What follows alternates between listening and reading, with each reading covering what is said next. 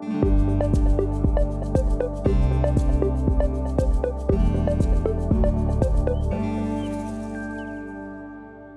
village of Kotlik is a Yupik community in southwest Alaska. It is located on the Kotlik River alongside the Yukon River. The Kotlik River is the community's drinking water source. Kotlik's landfill is located along the same river upstream from their drinking water intake pump. This has caused some public health concerns within the community. Increased flooding events, rapid erosion, and poor disposal practices have led to the landfill waste being dangerously close to the riverbank and eroding into the river. It is very important for any community to manage and monitor landfill activity to minimize its impact on drinking water sources and the surrounding environment.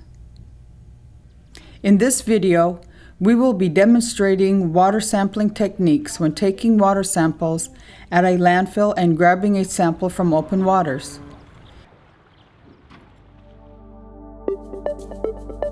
Step 1. Sampling site assessment.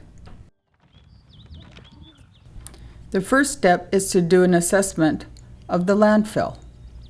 During the assessment, you will walk around the landfill and look for potential problem areas to document and determine your sampling sites. Look for standing water that is close to the waste and is deep enough to get a good sample without disturbing the water too much.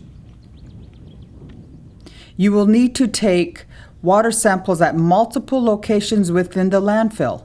Creating a 5-point star pattern for sampling sites is a good sampling design method. Take GPS readings of the sampling locations and write them down so you can return to the same location easily.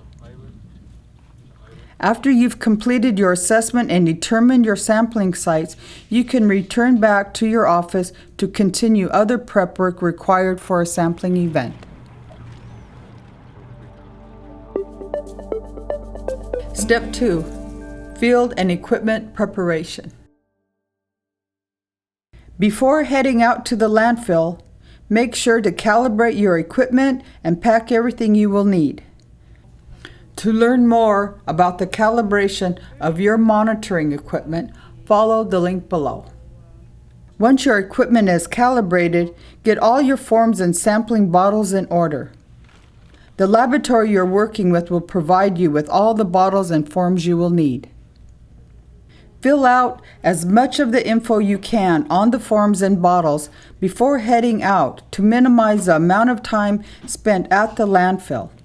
And it's always easier to complete these tasks in a nice, dry, warm office than outside in unexpected bad weather or with lots of mosquitoes. Once the bottles are ready, load them in a cooler, which will be provided to you by your lab. Remember, before heading out, make sure you have everything you will need. The basic items you will need are your monitoring equipment, field notebook, data sheets, and a good all-weather pen. Your cooler or other container to hold the sample bottles, other monitoring and sampling supplies such as pH strips, GPS, sample bottles, shovel, latex gloves, and camera. Once you have everything ready to go, it's time to pack up and head back to the landfill for some sampling.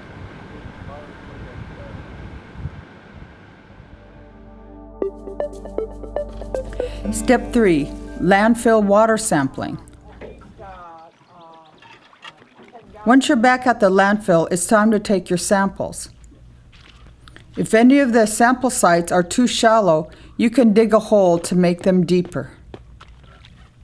Of course, this will stir up some sediment, so let the water settle for a while before taking the sample at that location. You might have to repeat this at each sample site. Be sure to remember to use gloves and avoid contaminating your samples. Change your gloves at each sampling site. To determine the pH of a sampling site, place the pH strip into the water and hold it there for 2 or 3 minutes or whatever time is written in the instructions on the bottle. Remove the strip and compare it to the colors marked on the bottle. Choose the closest match to determine the pH and write it down in your data sheet. Then collect water in the sample bottles that you will send to the lab for analysis. To avoid contaminating your samples, do not touch the inside of the lid or the rim of the bottles. Gently place the bottle into the water and fill up to the line shown on the bottle. Be careful not to disturb the water too much. You don't want to collect too much mud. Once full, put the bottle in a plastic bag and place it in the cooler. Next, use your monitoring equipment to test the water for temperature, dissolved oxygen, and turbidity. Gently place the meter into the water and hold it until the readings have stabilized. Once the readings look stable, record the results in your data sheet and/or notebook.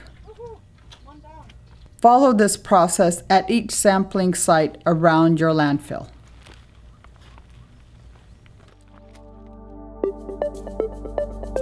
Step 4. River water sampling. For Kotlik's project, we sampled next to their drinking water intake pump. Start off by removing the probe from the case and insert it into the water. It doesn't matter how deep you go as long as you are consistent with each sampling. A couple of feet is a good depth. Once the reading stabilizes, write it down in your notes. To protect the probe, fill the probe cup with water before returning it to its case. To collect a sample of the water, screw the bottle onto a pole and rinse the bottle at least 3 times.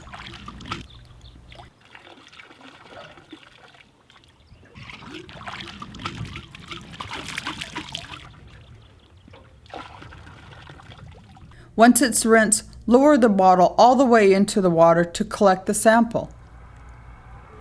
Take the bottle off the pole and pour the water into the sample bottle provided by the lab. Cap the sample bottle, put it in a Ziploc bag, and place it in the cooler. Now that you've collected all your samples, it's time to head back to the office and prepare the cooler for shipment to the lab for analysis.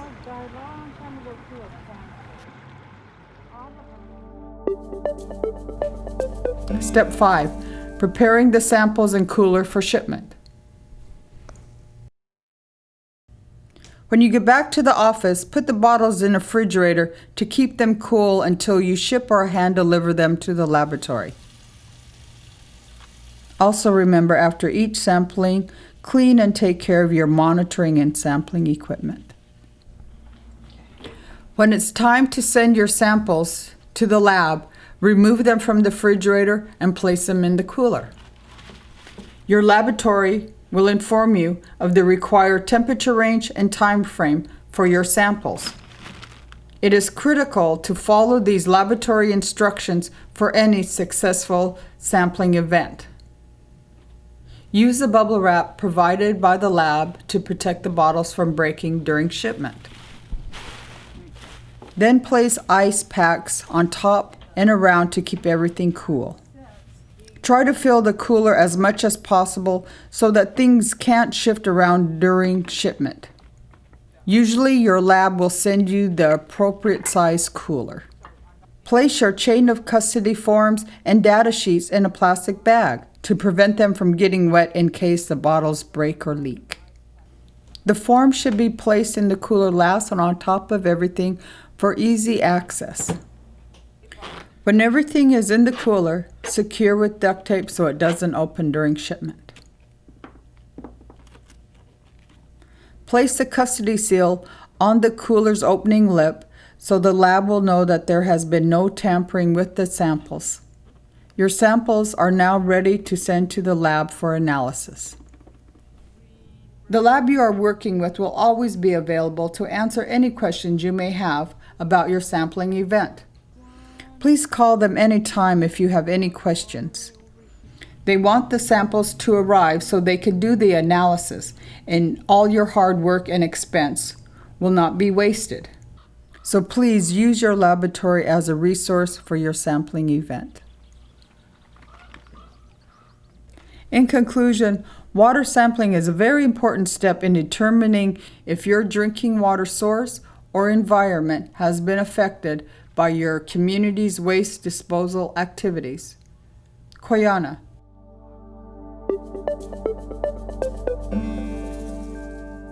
For more information, visit these websites.